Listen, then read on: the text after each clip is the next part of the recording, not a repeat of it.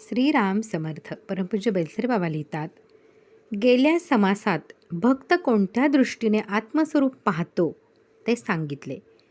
आता केवळ तत्वदृष्टी सांगतात. आत्मा म्हणजे खरा आपला मी, सच्चिदानंद स्वरूप आहे. आत्मा अशी सत्ता आहे की जिचे असणे कशावरही अवलंबून नाही, कशानेही तो कमी जास्त होत नाही. सत म्हणजे केवळ असणे किंवा अविनाशी व अबाधित सत्ता होय. आत्मा अशी चेतना आहे की माणसाच्या समग्र ज्ञानाच्या मुळाशी ती विद्यमान असते. आत्मा म्हणजे अतिसूक्ष्म, शुद्ध आणि असीम जाणीव होय. ती खरी जिवंतपणाची खूण आहे. आत्मा असा आनंद आहे की जीवमात्रांच्या साऱ्या सुखांचा तो उगम आहे. आनंद म्हणजे आत्मरती, आत्मसंतोष आणि आत्मक्रीडा होय. आनंद समाधान रूप असतो.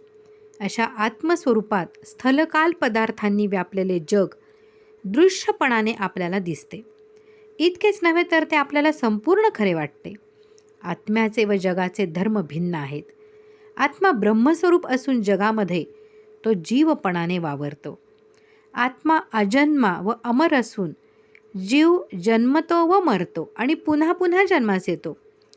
आत्मा असंग असून मी पापी किंवा पुण्यवान आहे, मी सुखी अथवा दुःखी आहे, मी बाल अथवा वृद्ध आहे इत्यादी भावना जीवाला होतात.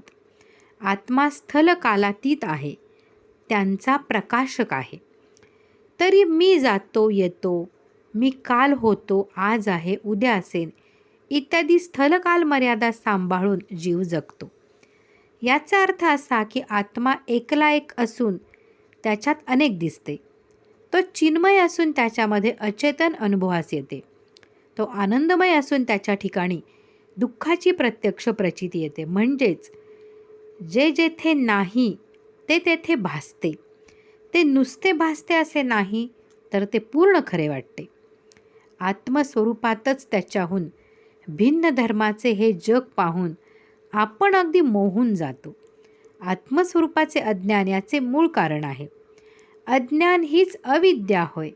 अविद्या आहे हे सिद्ध करण्याची आवश्यकता नाही.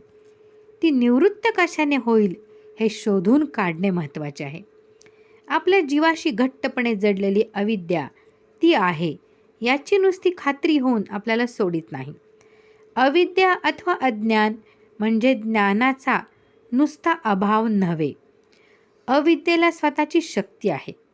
आत्मस्वरूपावरती पांघरून घालते. आत्मा झाकला गेला की त्याची विस्मृती होते.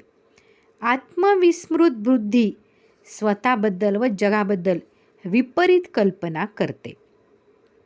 तिच्यामधून जीवनातील सारी दुःखे जन्मतात. विद्यावृत्तीच अविद्येची निवृत्ती करू शकते. सद्गुरूच्या मार्गदर्शनाखालील वेदांत विचार विद्यावृत्ती निर्माण करतो. तो वेदांत विचार श्री समर्थांनी दासबोधामध्ये ठायी ठायी मोठ्या समर्थपणे सुलभ करून शिकविला आहे. श्रीमद दासबोध प्रवचन पारिजात, दशक 6, समास 8, दृश्य निरसन. परमपूज्य बेलसरे बाबा. श्रीराम जय राम, जय जय राम, जय जय रघुवीर समर्थ.